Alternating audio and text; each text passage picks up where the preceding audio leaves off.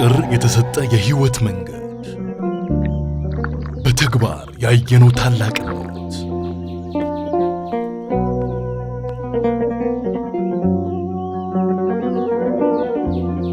ለድህነት የተከፈለ መስዋዕትነት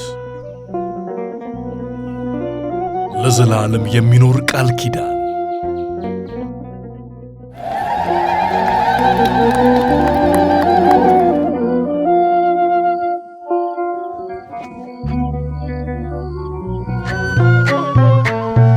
እንኳን ለብርሃነ ትንሣኤው በሰላም አድረሳችሁ።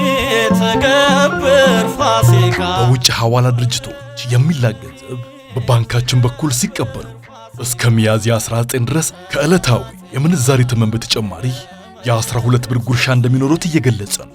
እንዲሁም በኢትዮ ዳይሬክት ካሽጎና ፋስት ፔይ ገንዘብ በቀጥታ ወደ ኢትዮጵያ ንግድ ባንክ አካውንት መላክ በነፃ መሆኑን ለማስታወስ እንወዳለን። የኢትዮጵያ ንግድ ባንክ ሁሌም የሚተማመኑበት ባንክ።